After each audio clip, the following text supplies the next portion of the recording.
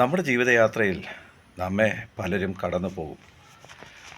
അബ്രഹാമിൻ്റെ സഹോദരന്മാരായിരുന്ന Haran, Nahor. Haran മരണം വഴിയായി അബ്രഹാമിനെ കടന്നുപോയി. നാഹോരോ അബ്രഹാം ദൈവശബ്ദം കേട്ട് ഇറങ്ങിത്തിരിച്ചപ്പോൾ അബ്രഹാമിൻ്റെ കൂടെ പോകാൻ തയ്യാറായില്ല.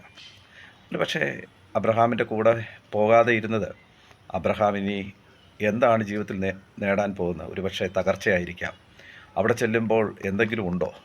പോകുന്ന വഴിയിൽ എന്ത് നേടാനാണ് എന്നൊക്കെയുള്ള ഒരു ചിന്ത ഒരു പക്ഷേ നാഹോറിനെ കൂടെ പോകാൻ തടസ്സമായിട്ട് നിന്നിട്ടുണ്ടാകാം. അതെ, ജീവിതത്തിൻ്റെ എല്ലാ സുഖ സൗകര്യങ്ങളിലും എല്ലാവരും ഒക്കെ നമ്മുടെ കൂടെയൊക്കെ ഉണ്ടായെന്ന് വരും. പക്ഷേ ജീവിതത്തിൻ്റെ പ്രതികൂലത്തിൻ്റെയും കഷ്ടതയുടെ നടുവിൽ നമ്മുടെ പ്രിയപ്പെട്ടവർ കൂടെ നിൽക്കാമെന്ന് പറഞ്ഞവരൊന്നും കാണില്ല. ആ സമയത്തും നമ്മുടെ കൂടെ നിൽക്കുന്നത് ദൈവം മാത്രമാണ്. ദൈവം അബ്രഹാമിൻ്റെ കൂടെ നിന്നു.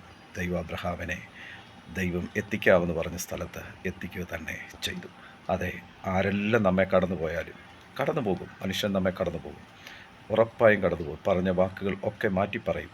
അവരെല്ലാം നമ്മെ കടന്നു പോകും. പക്ഷേ ദൈവം ഒരിക്കലും നമ്മെ കടന്നു പോകയില്ല.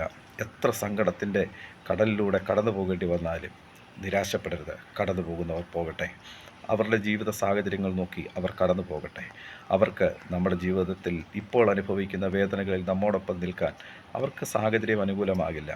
അപ്പോൾ അവർക്കെന്താണോ സന്തോഷം അതിലേക്ക് അവർ നീങ്ങട്ടെ. പക്ഷേ മരണം വരെ ദൈവം നമ്മെ കൈവിടില്ല.